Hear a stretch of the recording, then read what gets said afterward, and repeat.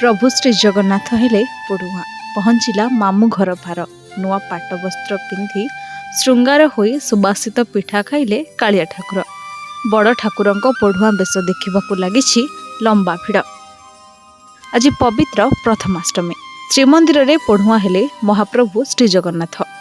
एथिपाई महाप्रभुंक मामू घर कटक जिला नियाली श्री माधवानंद जीव मंदिर पड़ुआ भार आसी पुरी श्रीमंदिर रे पहुंची।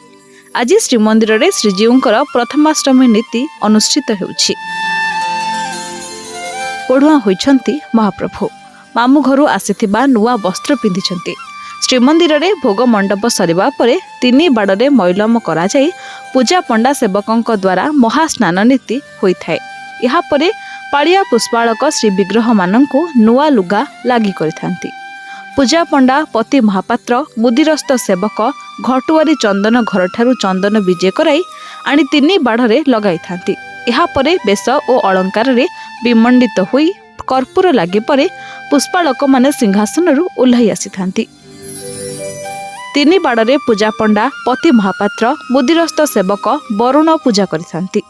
परे तीनी बाड़े मंगलार्पण नीति हेबा परे फुलुपुरिया खदी और छेदा प्रसाद लागि होई बंदापना होइथाय। एहिपरि भाबे प्रथमाष्टमी दिन श्रीमंदिर रे विशेष नीति पालित हुए। नियाली प्रभु माधवानंद जीव सेवायत और स्थानीय लोक माने भार नहीं गतकाली शुक्रवार अपराह्न गुंडीचा मंदिर रे पहुंची। एहा परे एक विराट शोभायात्रा रे पारंपरिक वाद्य नृत्य जथा पाइक आखड़ा रामताड़ी लौड़ी घोड़ा नाच सांगको संकीर्तन मंडली सह श्रीमंदिर को आसीथिले।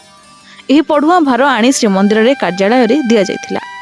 मंगला पुराण रे महाप्रभुंक मामू घर नियाली माधवानंद जीव बोली उल्लेख रही। बहु पूर्वरु एही पड़ुआ भार आसुथिला किंतु किछि समस्या जोगु एहा आसी पारि नथिला। गत 2019 मसीह स्थानीय लोक माने एकाठी होई पुणी एही परंपरा आरंभ करिसंती। परंपरा अनुसार महाप्रभुंक पई पड़ुआ भार अणा जायछि।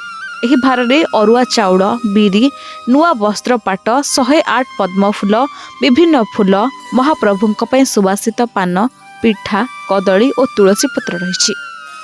ब्यूरो रिपोर्ट सरकार न्यूज।